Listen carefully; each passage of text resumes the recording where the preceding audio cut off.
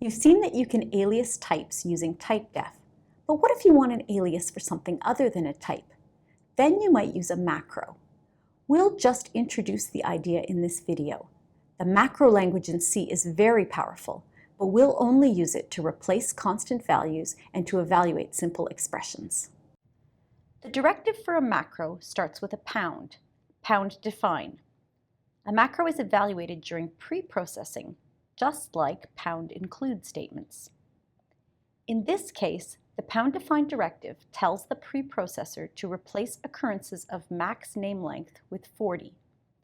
So this code, which includes max name length, would be changed to char name 40 by the preprocessor before compilation.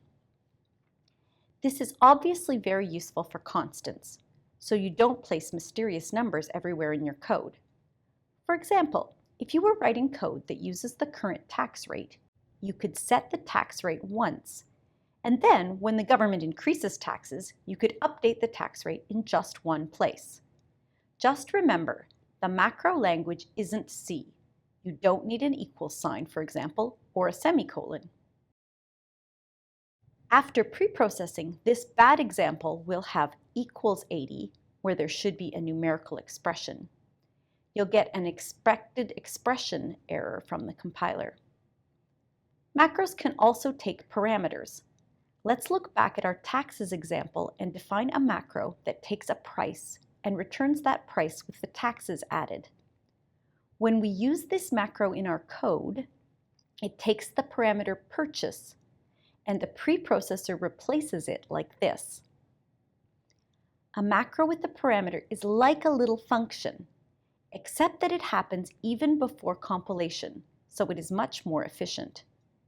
Now here are a couple of gotchas. First, you can't have any space between the macro name and the opening parentheses. If you leave any space, the preprocessor thinks the macro has no parameters and replaces with tax with the rest of the line, including the parenthesized X that you thought was the parameter list. Second, inside the macro definition, you should place the parameter name, in our case X, and the entire definition in parentheses. Why? X could be anything, a variable like purchase, a number like 9.99, or even an expression. If it's an expression, then you want to make sure that it is fully evaluated before you do your multiplication. For example, suppose with our program we have 2 purchases and we want to know the total with tax. Let's compile and run our code. The total is just over $24. Now suppose we forgot to put the X in parentheses in our macro definition. Let's recompile and rerun. Wow, we've saved about 80 cents. Of course, if we are the vendor, we aren't very happy. Can you see what went wrong?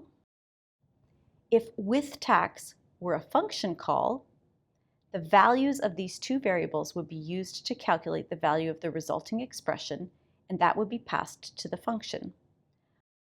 But a macro isn't a function.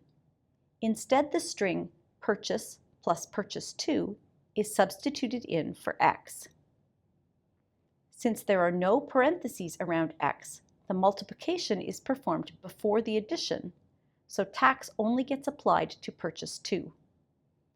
You can work out a similar example with an order of operations problem that can happen if you omit the outer parentheses in the macro definition. I'll leave that for you as an exercise. The macro system is very powerful. You can, for example, place macros within macros or use macros on conditionally executed code. We've done a few simple examples, but as you learn more about C, you may find that you need to learn more about advanced macro options.